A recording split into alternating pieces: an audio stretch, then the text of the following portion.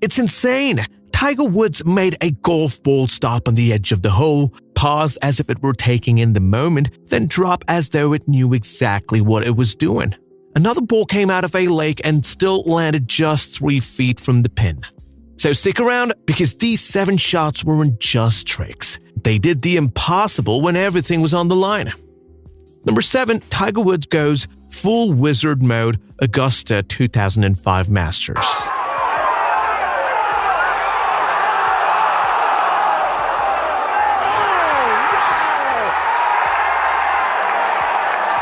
Augusta, final round of the Masters, cameras rolling, thousands of fans holding their breath. Tiger Woods walks up to the 16th hole with a 1-shot lead. The pin is stuck on a ridiculous slope. DeMarco already landed his shot nicely on the green. Tiger pulls out an 8-iron and sends the ball left, way left. The ball drops down onto a shaved-off patch of grass far below the hole. Most players would have accepted par or maybe bogey.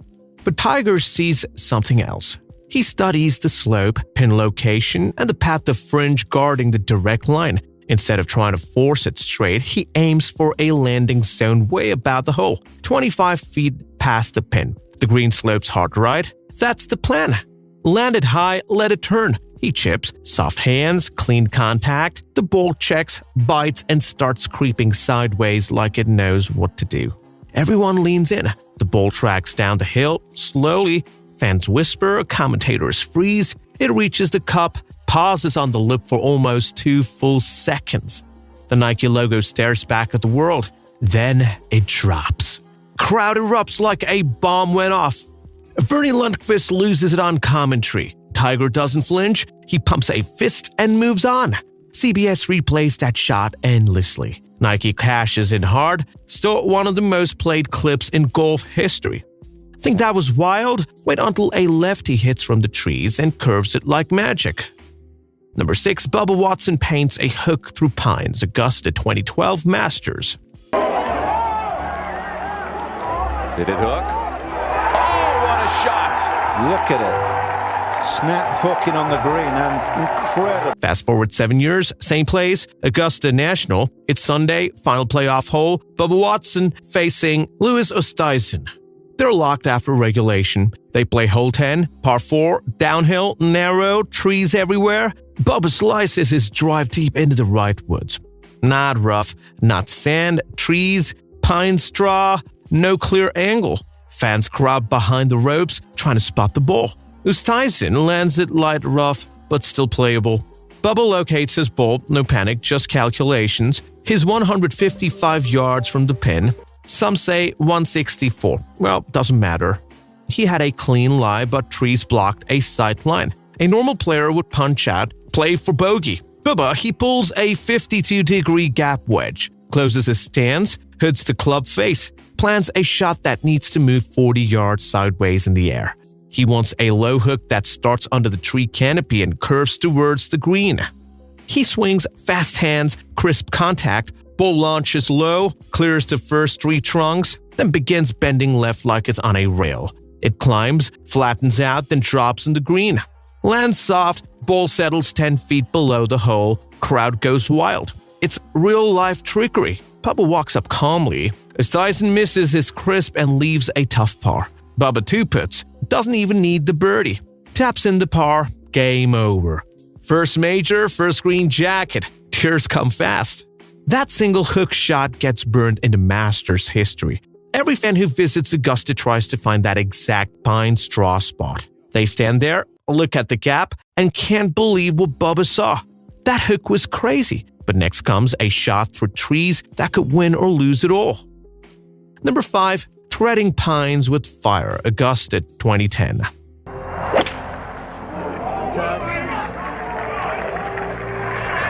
And an unbelievable shot by Mickelson. The greatest shot of it. Phil Mickelson had already slipped into the green jacket twice before he hit the par 5 13 hole in the final round of the 2010 Masters. Holding a 2-shot lead over Lee Westwood, he stepped onto the tee at Augusta National with a momentum and danger swirling. Instead of finding the fairway, he pushed his drive way out right into the pine straw.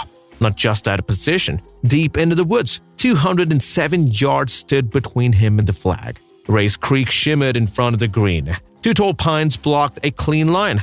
What he saw? A tight gap, maybe 5 feet. That was the invitation. Conventional thinking screamed lay up, knock it into the short grass, wedge it close, walk away with par. His caddy Jim McKay wanted the safe play. Protect the lead, no risk. Phil never nodded.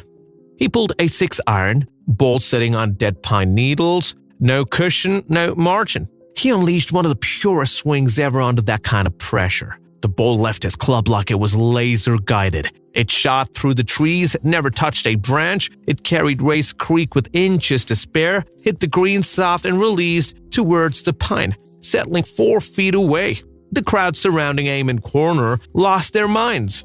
The eagle putt slid just past, but the birdie was simple. The 2-shot lead stretched to 3. Westwood couldn't recover. Phil coasted home, carting a bogey-free 67 to win his third Masters by 3 shots. That single shot on 13 became the signature moment. The Lion Pine straw meant that there was no grass to slow a wedge, and debris might mess with a short swing. A 6-iron gave him a smoother path. It wasn't reckless, it was physical and feel. The risk wasn't in the club choice. The risk lived in the execution. Those shots were big, but now a young star ends it with one blast from the sand.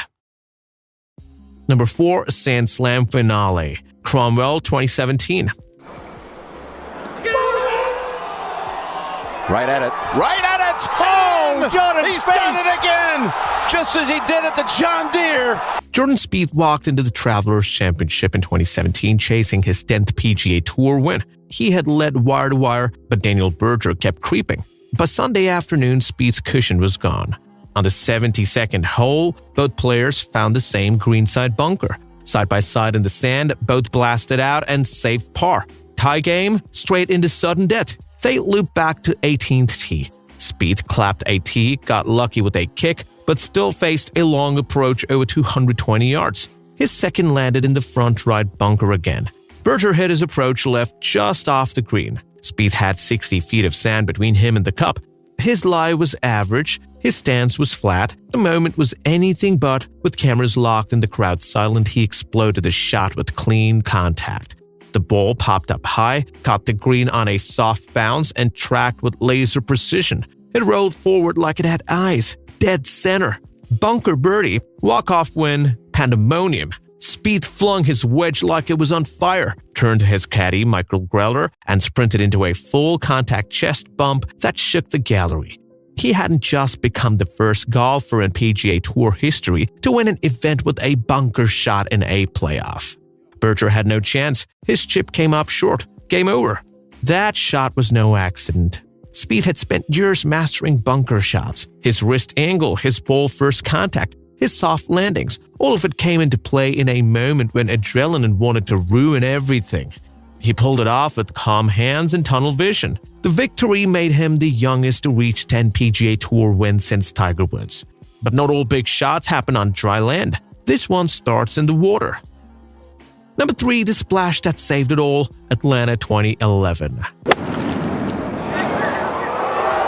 Whoa! How about the spin on that? How about the... Bill Haas was close to winning a huge golf prize. He was playing against Hunter Mahan. They were both tied at the end of the game. They had to play extra holes to see who would win. The first extra hole did not change anything. Then they went to hole 17. This hole had a bigger water hazard right near the green. Haas hit his shot. The ball went to the left side, it rolled down a slope and landed right on the edge of the water.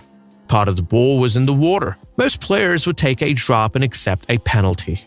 But Haas did something wild. He took off his shoe, then he pulled off his sock, then he walked down the wet slope. The mud was soft, he looked at the ball, it was sitting in shallow water. He grabbed his wedge, he opened the face of the club, he hit the ball like he was in a sand trap. Water splashed up, mud flew into the air, the ball popped out clean, it flew onto the green, it spun hard and stopped right just 3 feet from the hole. The crowd grasped, then they all cheered loud. It was a shot that no one thought was possible. Haas walked up, he made the short putt, he stayed in the game. On the next hole, he won the match. That shot helped him win the tournament. He also won the FedEx Cup, the one that gave him $10 million. Right after he won, he had to ask if he had really won the cup. He was not even sure, but he did. and that water shot became famous forever. If that splash was wild, now picture heading from wet sand O'Ray Lake. Number 2, the Bunker Blast, Ontario 2000.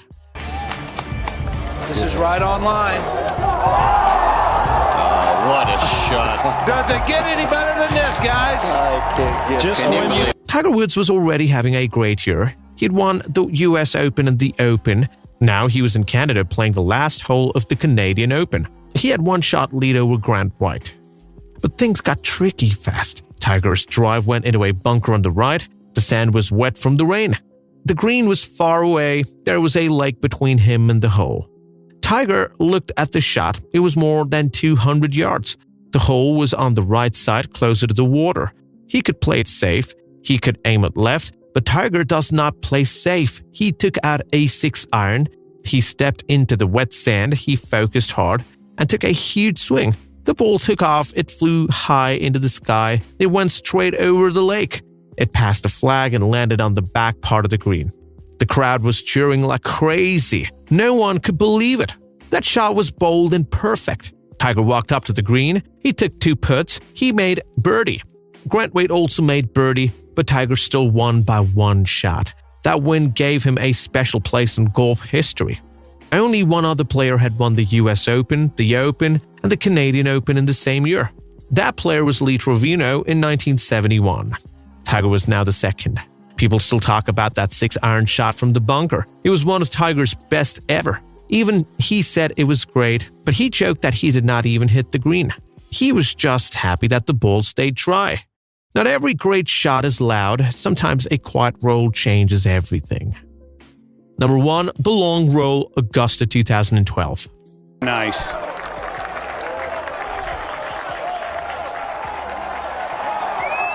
Oh, come to Papa. Yes!